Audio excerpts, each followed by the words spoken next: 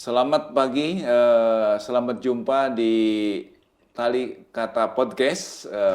Pada kesempatan ini telah hadir di samping saya Bapak Made Sukre, Pak ya. Ya, selamat pagi. Iya, selamat pagi Pak Made. Pagi, Pak. Dan juga di depan saya sudah hadir pakar dan pelaku digital marketing Bapak Andi Antono. Selamat pagi Pak Andi. Selamat pagi, Pak. Eh, para pendengar ataupun pemirsa Tali Podcast, pada saat ini, kali ini kita akan menggali atau mencoba berbincang-bincang dengan Pak Made Sukre ini seputar pertanian organik ya Pak? Ya, Pak. Pak Made Sukre ini menurut catatan saya adalah sebagai Kepala Desa Sidan Pak ya? Betul. Di mana, kabupaten mana Pak? Gianyar. Gianyar. Dan beliau ini kalau berdasarkan yang saya tahu awalnya nih beliau ini seorang pelaku di pariwisata Pak ya. Betul, Sebagai apa Pak di pariwisata Pak? Kita di travel agent. Tapi kenapa kok punya pikiran beralih ke pertanian organik ini? Gimana ceritanya Pak? Awalnya kan saya basicnya memang pariwisata, travel agent. Karena saya mengabdi di desa, sebagai kepala desa, secara otomatis kan harus mengikuti bagaimana potensi desa, bagaimana kehidupan masyarakat desa. Nah, sehingga mau tidak mau kita harus terjun, Pak. Itu pun pengalaman buat saya sendiri. Pariwisata setidaknya sudah, sekarang kita kembali ke desa sebagai kepala desa, otomatis mengikuti bagaimana kehidupan di masyarakat desa. Iya, iya. Sebenarnya kalau di desa Bapak sendiri, mata pencarian penduduk di sana ini apa sebenarnya? Sebelum berkembangnya pertanian organik Ya. ini. Desa Sidan itu yang terletak di ujung timur. Kami di ujung timur, Pak. Ujung timur, Ujung ya, Pak. timur Kabupaten Gianyar. Di sebelah utara kami itu ada Kabupaten Bangli, di sebelah timur kami ada Kabupaten Kelungkung. Nah, kami salah satu desa yang ada di Kecamatan Gianyar, itu Desa Sidan. Nah, Desa Sidan memiliki luas wilayah itu hampir 2,9 km persegi. Yang dimana wilayah kami itu ada 101 hektar lahan sawah yang masih produktif. Nah, dan penduduk kami ada sekitar 5.500 jiwa. Nah, itu ada 1.222 kakak.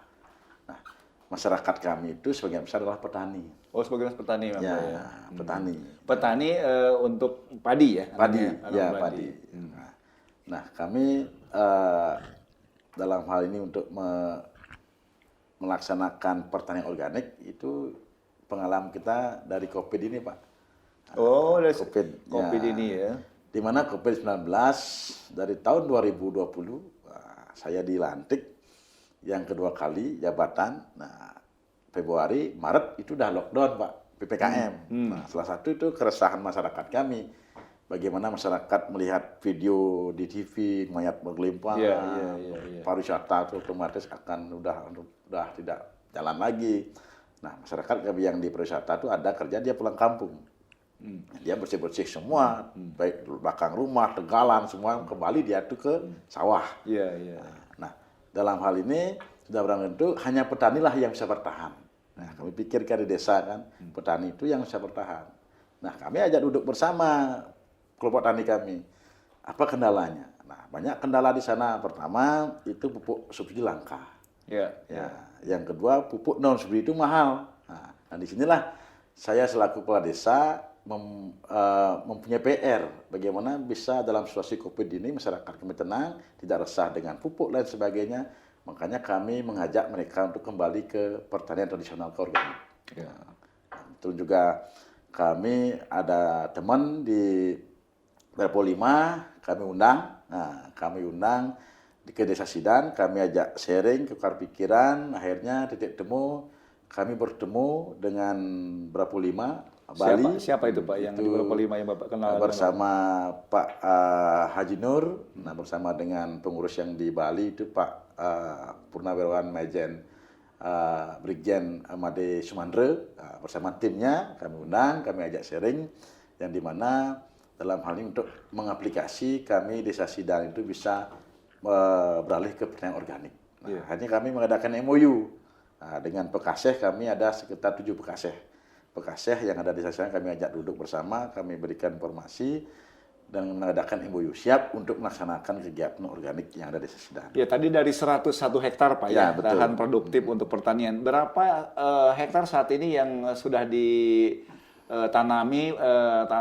padi dengan sistem organik ini? Ya, awal mulanya kita pertama mengadakan percontohan, itu 1 hektar, 2 hektar. Nah, Itu tahun berapa itu? Yang tahun 2020, itu bulan Juli. Nah, mengawali kita kerjasama dengan Brapulima, yang dampingan Telita Group, itu kita mengadakan percontohan sekitar 2 hektar. Nah, itu ada di Subak, Taman Bali, di Sasidan. Kita bagaimana memberikan edukasi terhadap petani, bahwa bertani organik itu tidak susah dan menghasilkan. Nah, awal mulanya emang sedihnya, memang saya sendiri ngerasakan mengedukasi petani, meyakinkan petani kadang-kadang dia tuh kan karena mindsetnya masih sudah gampang, ya dikit-dikit pakai kimia, nyemprot rumput, pakai kimia. Nah, kami ajak untuk beralih ke tradisional lagi zaman dahulu. Nah, dari sistem pengolahan lahan, dari pembibitan, dari penyemprotan pemupukan, bagaimana penanggulangan gulma, bagaimana biar padi itu tumbuh dengan bagus. Nah, kami dampingi betul. Kami ajak Dinas Pertanian Kabupaten Gianyar, kami mohon bantuan untuk kami dampingi. Nah, di sanalah bagaimana petani itu yang percontoh itu merasakan antara jadi dan tidak. Nah, kami selaku pemerintahan desa, saya meyakinkan bahwa apa yang kami lakukan percontoh itu, petani tidak usah khawatir, karena kita garansi. Nah, karena desa garansi. Artinya gimana? Jadi tidak jadi, beras itu, padi itu kita beli. Nah, supaya petani itu tidak rugi. Nah, di sanalah kita memberikan suatu keyakinan mereka bahwa petani itu tinggal melihara, pas aplikasi pemupukan, dipupuk sesuai dengan aplikasi, jangan pernah memakai kimia, itu 0 kimia, jangan pernah pakai kimia, sehingga nanti hasilnya itu antara kurang dan jadi padi itu kami beli. Nah, dan kami pakai di BUMDes. Nah, BUMDes sebagai dalam hal ini untuk membackup petani dalam hal untuk pembelian. Nah, sekaligus untuk penjualan. Nah, dalam perjalanannya itu otomatis petani itu merasa pertumbuhannya sangat kurang karena itu beralih 100% itu ke organik. Bagaimana dulu mereka tuh 20 hari tanamnya udah dikasih kimia udah langsung tumbuh, wah udah Memang hijau. kalau yang pertanian organik itu berapa lama Pak dari mulai pembibitan ya, kemudian sampai dengan menghasilkan panen itu berapa lama? Sebenarnya normal Pak. Sebenarnya normal. normal. Cuman perlakuannya yang beda. Pertama, bagaimana kita mengajak petani itu, karena kan airnya utama kan, airnya itu kan dari hulu itu kan masih kimia. Bagaimana kita tuh menyaring masuk Jadi ke lahan. supply airnya juga harus terhindar dari chemical ya. Salah satu adalah dengan cara kita buat andungan. Mungkin 2x2 kita kasih eceng atau kapu-kapu untuk masuk ke air itu, masuk ke lahan sawah. Jadi penyerapan dulu ya bahan-bahan chemical yang masih ada di situ ya. Yang kedua, bagaimana kita sebelumnya tanah itu yang sebelumnya pakai kimia itu kita cek unsur pH-nya. Itu pH-nya 5. Nah, maksimal itu tanah pH-nya bagus itu kan 6 sampai 7. Nah, bagaimana kita meningkatkan pH dulu? Nah, dengan cara apa? Kita meningkat dengan cara pupuk padat. Pupuk padat kita kasih ke petani, habis itu ke sawah. Nah, disinilah sedikit memang susahnya dan beratnya mengawali pertanian organik. Petani membawa pupuk padat, menabur, habis itu kita membajak pakai traktor. Setelah itu kita keringkan, karena kan unsur kimianya biar turun dia kan. Nah, kita kasih untuk peningkatan unsur hara tanah. Nah, habis itu pembibitan juga sama. Bagaimana kita mengasih informasi kepada petani untuk membuat bibit yang bagus. Nah, bagaimana kita aplikasinya, kita rendam dengan air garam, kita masukkan telur bebek, nah, habis itu kita baru tuangkan. Nah, setelah air telur bebek itu muncul, berarti kita langsung tuangkan bibit dari yang bernas. Ya, Pak Made, dari 40 hektar tadi itu kan rata-rata per hektar berapa produktivitasnya Pak Made? Nah, perjalanannya memang 2 tahun ini sebenarnya saya sendiri mengalami gimana pahitnya. pahitnya mengawali untuk pertanian organik. Pertama, deplot itu turun, Pak. Hasilnya itu turun hampir 40%. Jadi waktu saat itu berapa tuh per hektarnya? Biasanya petani itu yang pakai kimia itu 5 sampai 5,5 ton lah per hektar. Kita dapat kemarin sekitar terakhir? 2,7 ton. Itu hampir 40%. Nah, disinilah keraguannya petani melihat kita sudah aplikasi yang hasilnya turun. Nah, saya bilang petani itu tidak khawatir karena kita beli sesuai dengan hasil yang dulu. Hasil yang dulu. Nah, dulu dia jual. Jadi digaranti Pak Ya. ya. Berapapun hasilnya, anggap hasil yang biasanya mereka dapatkan dibayar Dia sejumlah jual itu. umpamanya petani kami kan dulu menjual per are 10 kali 10 kan. Dia jual dengan harga 175 atau 200. Kalau bagus padinya 200. Nah, kalau bagus padinya kita beli 200 per are. 1 hektar itu sekitar 20 juta. Dan karena setelah perjalanan aplikasi berjalan, bagaimana kita aplikasi petani, akhirnya hampir dia tidak merasa yakin itu menjadi padi. Setelah berjalan hampir umur padi itu sekitar 60 hari, baru dia merasa, ternyata pertumbuhannya pelan-pelan. Iya. Dan setelah keluar bunga dan malai, nah di sana petani itu sedikit dia percaya bahwa itu sudah akan jadi padi. Ada di padi ya. Akan jadi padi. Awalnya ragu. Nah, saya juga ikut senang, wah syukur sudah keluar malainya. Dan akhirnya setelah dia menguning, nah di sana petani itu merasakan beda jauh warnanya dengan kimia dengan organik. Beda kuningnya. Kuningnya beda. Dan isinya itu full. Cuman dia lihat anaknya sedikit, karena sedikit berkurang, karena kita langsung menunjukkan full Dan organik. terakhir panen terakhir itu sampai berapa produktivitasnya Pak Made ini? Setelah kita aplikasi berkelanjutan, sampai saat ini ada 12 hektar yang sudah disertifikasi, itu panennya hampir 7,9 ton per hektar. Per hektar. Oh, jadi berarti jauh ya di atas di atas padi yang non organik ya. Betul.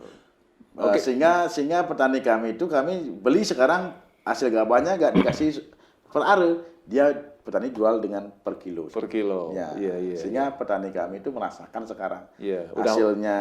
Jadi mereka berarti sekarang udah makin confident ya, makin percaya bahwa pertanian organik itu bisa menghasilkan produktivitas lebih tinggi ketimbang yang padi non organik. Betul. Pak. Oke, sekarang ke Pak Andi dulu, Pak Andi. Bali ini kan memang leading sektornya ada 3 Pak. Satu pariwisata yang kurang lebih 70%-an barangkali. Kemudian yang kedua adalah industri kecil dan ketiga adalah pertanian. Nah, Bali ini kan lahannya terbatas, Pak Andi. Lahan terbatas sehingga kalau kita tidak memiliki strategi untuk penanaman produk pertanian yang bernilai tambah tinggi, itu kurang kompetitif. Bila ada misalkan produk dari Jawa ataupun dari daerah lain, misalnya dari Lombok, itu kurang kompetitif. Nah, ini dengan adanya pertanian organik ini sudah tentu kan akan punya nilai tambah yang tinggi buat petani dan harga akan tentu bersaing. Gimana menurut Pak Andi ini? Apa yang dilakukan oleh Pak Made sebagai kepala desa di Gianyar ini? Iya, terima kasih Pak Ishar. Ini kita harus apresiasi bersama nih ya upaya dari Pak Made Sukerto ini ya.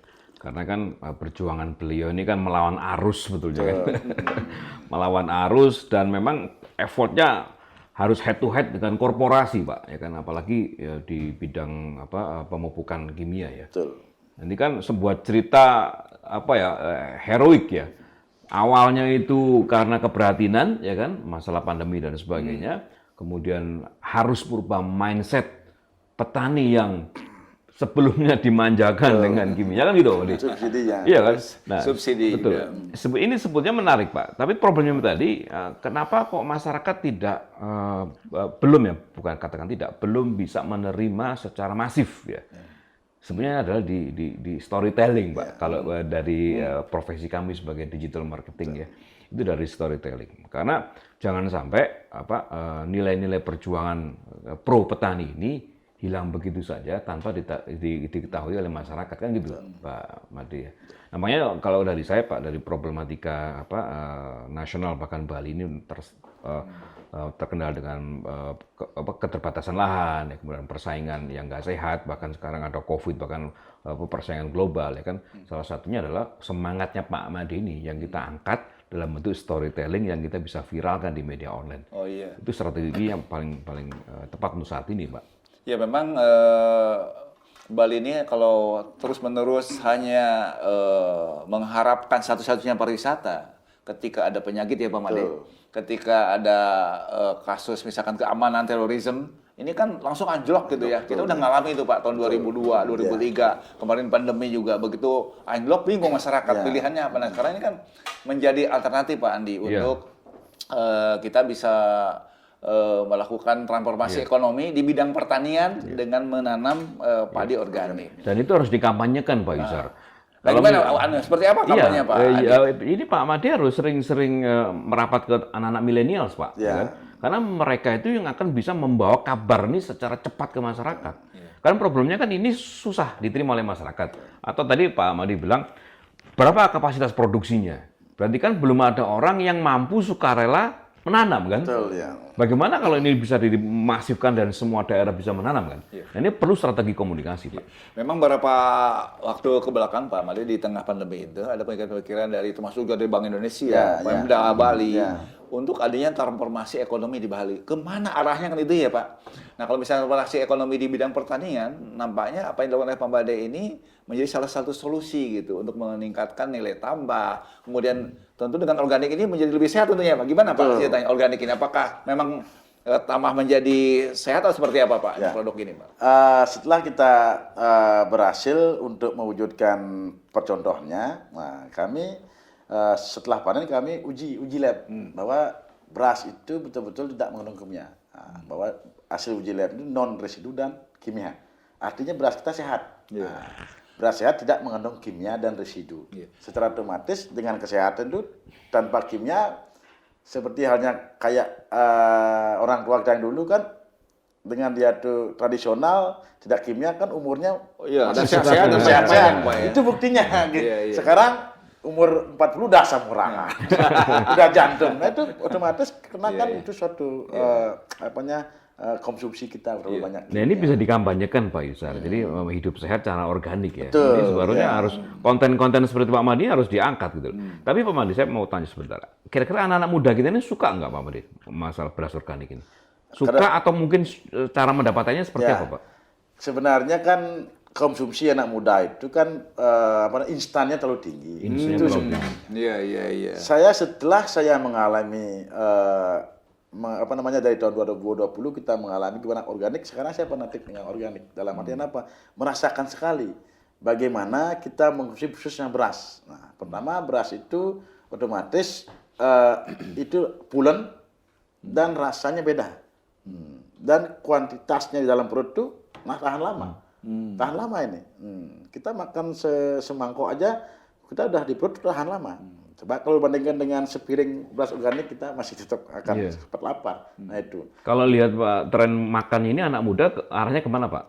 Kalau anak muda, kadang kan konsumsinya karena kan mereka masih di orang tua, makan di orang tua ya. Pengaruh gitu kan. orang tua ya. Jadi yang dipengaruhi orang tuanya dulu. Tren kedepannya generasi muda lah yang harus mengkonsumsi ini. Mengkonsumsi bahwa makanan organik sehat itu untuk bagus untuk kesehatan. Sudah sebuah lifestyle. Artinya kita baru memerlukan suatu edukasi Pak ya, bahwa dengan pertanian organik akan mensehatkan tubuh kita. Kemudian secara bisnis pun juga punya nilai tambah yang tinggi sehingga bisa dijual dengan harga yang di atas rata-rata pertanian yang non organik. Betul. Di mana-mana sekarang kan banyak juga pengembang organik kan. Pengembang organik baik itu kelompok lain sebagainya. Salah satu kami kan desa, skup desa. Sampai saat ini kami sudah hampir 40 hektar lahan yang di 1 hektar itu kami tanamkan dengan padi organik. Nah, dan kami pun sudah bersertifikat. Ada satu lahan yang satu kelompok tani. Sebentar, Ustaz sertifikat nih. Gimana sebenarnya? Ada sertifikasi, saya dengar tadi sertifikasi pertanian organik seperti apa prosesnya sebenarnya Pak? Kalau berbicara kita organik, secara otomatis sebelum kita punya sertifikat, kita nggak berani bilang organik Pak. Seperti halnya kayak gini. Kita nggak berani nempel logo organik. Sebelum ada sertifikat. Nah, ini merupakan keluaran dari Lesos, lembaga sertifikasi organik. Nah, sebelum kita bersertifikat itu beras kita sehat. Nah, sebelum bersertifikat berasnya sehat, beras sehat tanpa mengandung kimia. Nah, artinya label organik itu pengakuan bagaimana beras itu memang itu betul organik. Jadi ketika di blast di market tuh kita bisa responsibel ya, punya tanggung jawab terhadap brand ini ya, bahwa ini benar-benar organik gitu ya. Untuk bayi boleh nggak Pak? Wah bayi, nah pelanggan kami banyak yang punya bayi kan, dia dipakai bubur. Oh. Dia senang sekali karena buburnya ini enak. Setelah dia tuh habis berasnya dikasih bubur yang biasa nggak mau makan ya. Ini kan Nah, benar itu ya Pak. Ya, kan? kecenderungannya. Karena generasi kita kan mulai dari bayi kan. Kalau Iya, dari benar, bayi benar. sudah Iya. dimakani organik kan Betul. sampai tua organik Iya, terus gitu ya. Dikasih beras yang kimia Nolak nggak dia. mau makan. Mau dia. Karena dia ngerasakan gimana rasanya beras organik. Wah, ini segmentasi baru ini Pak ya kan. Ada konsumen kami. Iya, iya, Konsumen kami. Jadi artinya Dan gini, bagus juga kemarin kan testimoninya orang yang menderita diabetes, kadar gula. Dia makan beras ini normal, Pak. Makan masih biasa tapi normal. Normal gulanya. mungkin apa dari sisi seratnya atau apanya kali ya? Karena kan otomatis beras organik itu kadar gula rendah. Oh, Rendah dengan kadar gula, Pak. iya iya iya. Kalau Testimoni- dikemas menjadi masakan bayi yang instan itu apa mungkin Pak? Kedepannya apakah seperti itu? Kan Oh, bahan iya. dasarnya kan sama itu ya. Sementara kami juga kan punya potensi setelah kami berhasil beras itu kami ada juga kelompok mitra tani. Nah, di mana kami punya biar ada olahannya, itu baik itu olahannya. tepung Iya, iya, iya. maupun itu bisa dipakai untuk teh, teh beras untuk susu ada kita. Nah, sekarang saya mungkin tanya mengenai market, Pak, atau pemasaran. Apakah apa yang dilakukan oleh Bapak ini sudah bisa memenuhi kebutuhan pasar di Bali ini atau masih jauh kekurangan, Pak? Pasti jauh kurang, Pak, karena kita baru bersertifikat itu 12 hektar. Nah, tidak tanam beras ini setiap tanam. Sekarang dia tanam beras untuk susu, ke depannya yang satu lagi baru beras beda. Iya, Nah, iya. karena kan tidak boleh berturut-turut. Nah, mungkin selang-seling. Panen setahun itu cuma 2 kali. Nah, berarti setahun sekali baru kita panen ini. Oh, setahun sekali Ya, aja. setahun sekali baru kita panen. Karena kan ada senggangnya itu tanam habis itu tanam apa palawija. Karena kan sistem pengairnya itu harus Iya, berbagi-bagi di kita kan. Nah, sehingga setahun sekali kita menghasilkan. Jadi artinya kalau misalnya setahun sekali otomatis kalau mesti ada ini Kebutuhannya ya. pasti kurang. Iya, kebutuhan kurang Kadang-kadang pastinya ya. stok kami itu habis. Orang datang gimana Pak? Oh, belum panen Iya, gitu. iya. Artinya kalau produk bagus ini tanpa ada sosialisasi yang cukup luas ya akan menjadi ini, Mbak. Betul. Menjadi terbatas Kami sekali, permintaan gitu. banyak. Ya kan? Apalagi permintaan banyak kan. Nah, kami dituntut dengan kuantitas berapa ton bisa menyediakan sebulan. Nah, kami tidak bisa berhitung. Jadi produktivitasnya harus tinggi, Ya. Pak ya. Semua harus nanam gitu ya. Betul. Sehingga nanti saya harapkan petani Bali, apalagi kan sudah visi misi Bapak Gubernur, salah satu Bali organik dari diwacanakan, digadang-gadangkan 2024 menuju Bali organik. Ya, mudah-mudahan bisa terwujud. Bagaimana mewujudkan Bali organik itu tersebut? Ya, stoplah pupuk subsidi. Nah, ini kan cara seperti itu. Kalau semua petani beralih ke organik ini mencukupi ya pasar, Pak, kebutuhan Cukup pasar ya. ya. Ya. Sebenarnya Pak Andi, Pak Malde ini kan akan jadi role model ya, Ya. pertanian organik yang ada di Gianyar ini. Kira-kira mungkin menurut Pak Malde langkah apa ya agar petani di Bali ini bisa secara kolektif mengembangkan pertanian organik ini? Ya, Gimana Pak Malde? mengajak petani yang lain gitu. Pak. Sudah barang tentu kan itu Mungkin melalui edukasi atau apa gitu? pertama kan sosialisasi dari karena kan harus pemerintah lah dulu. Nah, harus pemerintah dulu dalam hal untuk mewujudkan Bali organik itu. Dan kalau kami kan dari desa cukupnya cuma desa. Kami pun menggunakan dari anggaran dari desa kami, mengedukasi petani, memberikan bantuan terhadap petani sehingga dia itu beralih dan berkelanjutan. Nah, harapan kami kan bertani organik itu tidak susah. Nah, pertama, tidak susah. Nah, pertama tidak susah. Kita sebenarnya sama, cuma perlakuannya beda. Kita kembali ke tradisional. Yang sebelumnya kita tuh dengan gampang, oh ada gulma kita pakai kimia udah mati. Sekarang kita garuk. Nah, sebenarnya itulah petani. Bekerja betul-betul komitmen, menggaruk, habis itu ngerundu. Nah, cuma itu aja. Kalau pupuk cuma pupuk organik sudah banyak. Nah, petani kami pun sekarang di sini sudah buat pupuk sendiri. Dia membuat pupuk sendiri sehingga tanah yang sudah subur, tinggal pupuk dibuatnya mereka itu sudah cukup, Pak. Cuma menyuburkan tanah itu butuh waktu 2 tahun. Oh itu dia Pak. Iya. Jadi artinya kalau misalkan kita replikasi pertanian organik ini ke seluruh Bali, tentu memerlukan prakondisi Betul, ya. ya. Ini tentunya kan para pemangku kebijakan ini kan harus memikirkan bagaimana agar transformasi ke arah organik ini secara bertahap tentunya Bertahap, ya. betul.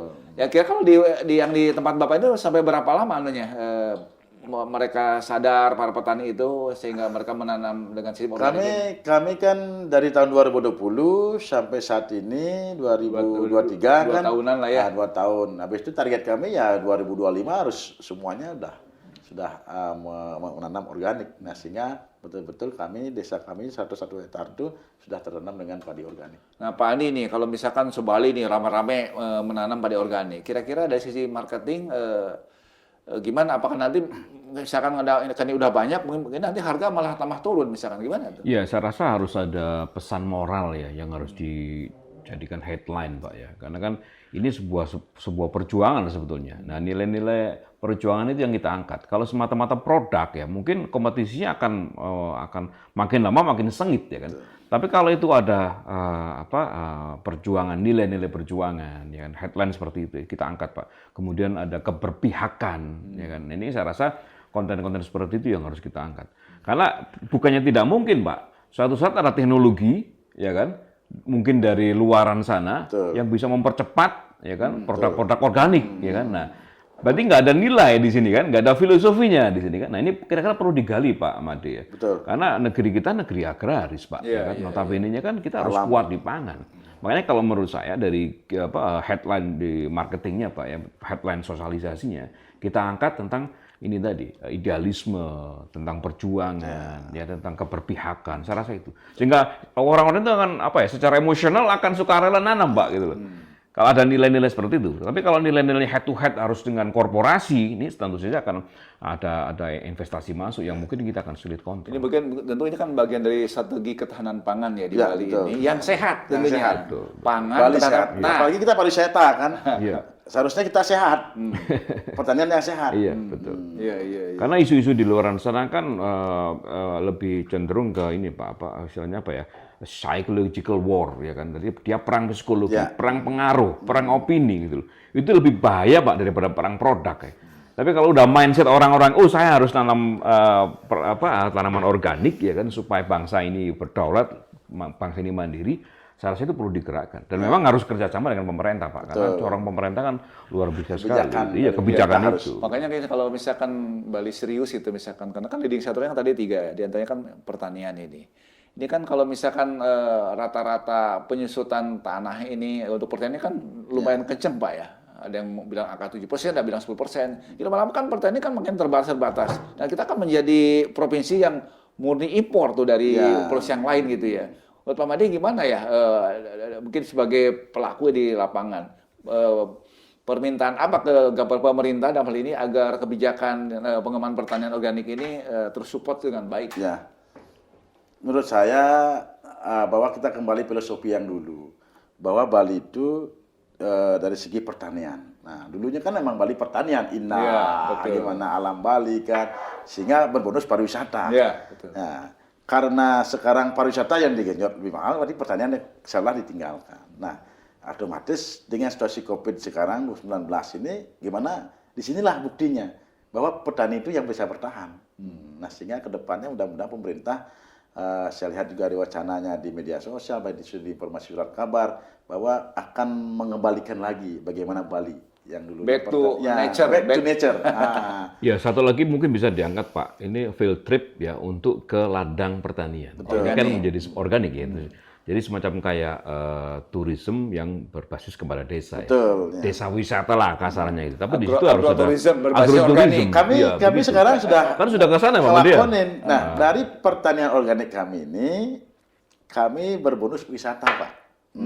Dari wisata bonusnya ya? Ya, bonusnya wisata. Dibalik. Pertanian organik kami berwisata. Salah satu kami kembangkan pertanian organik. Banyak yang mengunjungi dalam hal itu dari Dinas Pertanian Kabupaten Gianyar, dari pemerintah provinsi sampai kami dari pusat, dari kementerian. Baik itu Kementerian Pertanian, Kementerian Desa, leading kami, sampai itu juga ada dari Ketahanan Pangan. Nah, kemarin dikunjungi. Nah, kami punya tempat namanya Kisidan. Nah, kami buat suatu di sana tempat di mana lahan tidur, Pak. Di Sidan itu ada hampir 30 hektar lahan tidur. Salah satunya kami aktifkan kembali di kawasan kami sekarang, kami jadikan satu objek wisata. Di sana ada Kisidan Eco Hill namanya, tempatnya sangat bagus, tidak kalah dengan terasering dimanapun.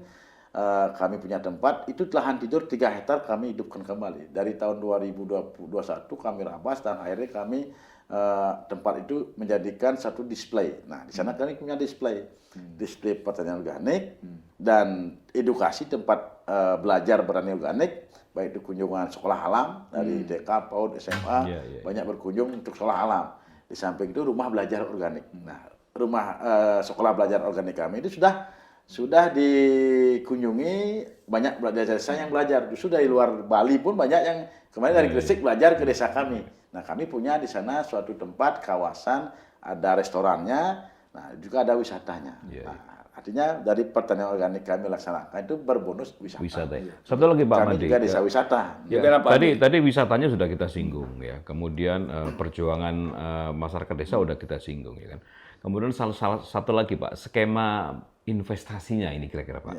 Ya kan mungkin orang yang akan bermitra ataupun bergabung dengan komunitasnya Pak Made, bahkan ada orang yang mohon maaf ini ada orang yang padat modal begitu. Betul, ya. Kemudian membangun kawasan di luar Bali misalkan. Nah, itu apakah sudah dipikirkan Pak skema-skema investasi untuk bisa menjadikan pupuk organik ini juga memiliki prospek bisnis yang bagus Pak? Ini bagaimana Pak? Kalau di Bali kan lahan terbatas barangkali, misalkan di luar Pulau Bali barangkali ini. Ya. Apakah sudah memikirkan itu? Oh ya, sebenarnya kan kami kemarin juga dikunjungi sama DPR-nya NTT. Kami diundang. DPRD NTT. Ya, dia punya lahan luas kan. Kami diundang untuk mengedukasi petani mereka. Nah, mengedukasi petani mereka untuk bisa beralih ke organik. Nah, Artinya apakah ada investor yang masuk, entah itu domestik ataupun luar, kemudian bekerja sama dengan kelompoknya Pak Made, terus bisa dijanjikan profit sekian, apakah sudah memikirkan ke sana Pak? Ya, banyak yang setelah kami lakukan pertanian organik, banyak dari perusahaan-perusahaan, dari teman-teman yang khusus bermain organik, dia tuh memberikan demplot, percontohan gratis, dan juga dari yayasan juga sudah ada masuk. Nah, kami cuma di desa kami itu bagaimana bisa mengembangkan biar betul-betul itu organik. Nah, sudah ada pasti otomatis kan kalau keluar tuh sudah pasti otomatis kami belum marahnya sampai ke sana. Gitu. Ya. Oke. Ya. Ini Pak Andi, Pak Made ini karena waktu terbatas, tapi intinya bahwa transformasi ekonomi di Provinsi Bali ini, terutama dengan adanya pandemi ini, kita berupaya untuk menumbuhkan pertanian organik ini di seluruh Bali, Bang. Betul. Agar nilai tambah ini bisa dinikmati oleh teman-teman sebali, sehingga Bali yang dulunya adalah sebagai daerah agraris tuh kembali ke sana, dan kemudian memang masalahnya kan ini loncat Pak, jadi dari tadinya sektor primer ke tersier, ke tourism, sekundernya Pak. Ya, harus kita kembali ke organik, kembali ke Ibu Pertiwi. Mantap. Ibu Pertiwi kita pelihara, otomatis pasti kita akan diberikan reward sama Ibu Pertiwi. Ya. Lebih sejahtera Pak ya. Lebih sejahtera. Oke, Pak Andi, Pak Made, para penonton Tali Kata Podcast, karena waktu terbatas, maka kita cukupkan sekian bincang-bincang kita, dan kita akan bincang-bincang dengan topik menarik lainnya. Salam Nusantara Jaya. Terima kasih Pak Andi, Pak Made. Terima kasih Pak.